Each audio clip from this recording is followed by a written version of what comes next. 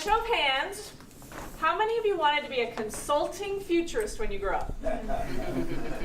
Yeah, me neither.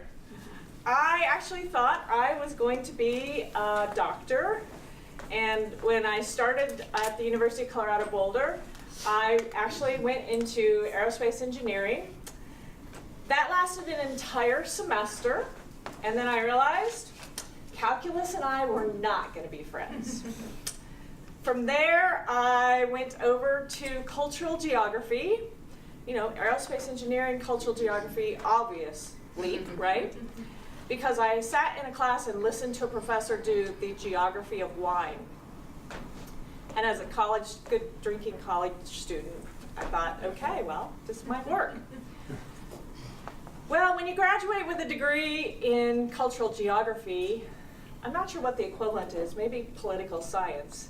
There aren't a whole lot of jobs in cultural geography. So I ended up in marketing and marketing research. And that's where I've been for the past 20, 25 years, doing customer insights, forecasting, new product innovation. And every time that I did a forecast or worked on a new product introduction, and I was responsible for doing the research that said, how many of these things are people going to buy?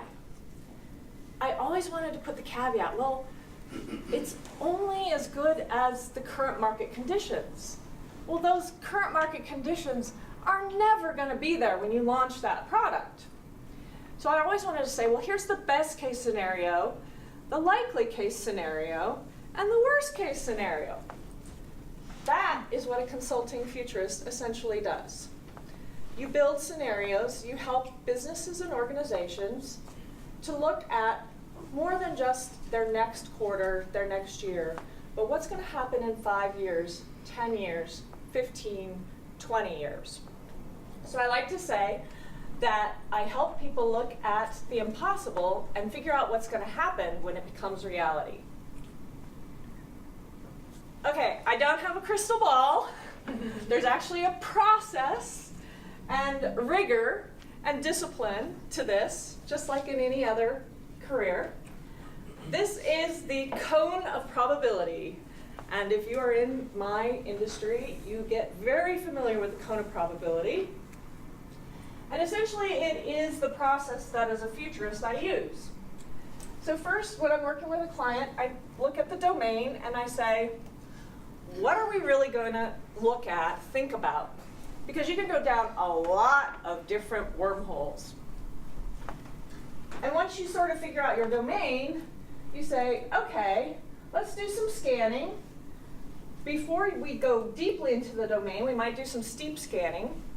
STEEP stands for social, technology, environmental, economic, and political. So what are all the macro factors that could impact what we're going to look at? Then this little section right here, current assessment and scanning, means I go look for data. I might be looking at sales data. I might be looking at industry trend reports. I might be looking for outliers and fringes. So I do a lot of Googling. And I look for really strange Google fringe outliers and think about how might that apply to the industry that I'm thinking about today. So an example, and I'm actually going to walk through a few slides on one of my current projects, was I ran across a story about a robotic brothel. Okay, so what does the sex industry robotic brothel have to do with the future of pet healthcare? This is the kind of outlier fringe thinking that as a futurist, you have to say, is there any kind of connection? More on that. After I collect a lot of data, do a lot of scanning, and if it's a really big project, I might be working with a team to do that, and we might actually collect hundreds of different Google hits on different kinds of data factors and things that are going on in different industries. Then we start building scenarios. And this is where, again, there's a whole bunch of different tools. I can't possibly begin to talk about all the different tools, but there's things like very basic things like 2x2 grids, harder science things, econometric modeling, really soft, squishy things like genius interviewing. And so there's a whole range of tools that I use to build different scenarios. And then you get to what the client really wants, which is, okay, that's nice, this is fun, but what are we going to do with it? So STEEP, I'm going to walk through the future of pet healthcare, just a few slides, which is my current project. Social, I'm going to look at what happens as the demographics shift, and we're going from a population where it used to be a pyramid, and a lot of the population is under the age of 25, and the aged population, 65 and older, was just a small part. Well, we're about to hit a time period at about 2030 where that becomes a column. Virtual reality and technology and AI robotics are two of the big things that are going to impact every single one of us in this room. Oops, let's go back one. So this is my domain map for U.S. pet healthcare. You can see there are a lot of different things I could be looking at in U.S. pet healthcare.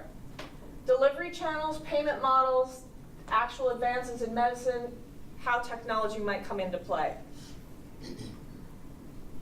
So this is a pretty standard 2x2 grid, and I've chosen to say the two axes I want to look at are economics and social connection. So are the millennials going to gain in economic affluence as they move forward, or are they going to lose in economic affluence? This generation is starting to fall behind. I think you've probably seen some articles about that. Are we going to become the selfie culture, narcissistic culture of me, or are we going to be more connected? So one of the scenarios that I came up with is pampered pet children. And in this scenario, the next generation gains affluence and continues to become very narcissistic. These are some of the other scenarios. Pets as luxury for the haves, pet sharing partners, pets as good medicine. And each one of these scenarios has different data points and different connections behind it. So pampered pet children, what does that really mean? We're in an experience economy. Pets are a status symbol. Gene editing and cloning come into play. Maybe we replace pets with VR and robotic pets. Okay, that's a cool scenario, lots of fun. But if I'm an animal health manufacturer, why do I care, right? Ultimately, that's who my client is. Well, it means that they're going to go to alternative veterinarian channels. They might be doing more do-it-yourself medicine. They may get out of pets and adopt virtual reality pets.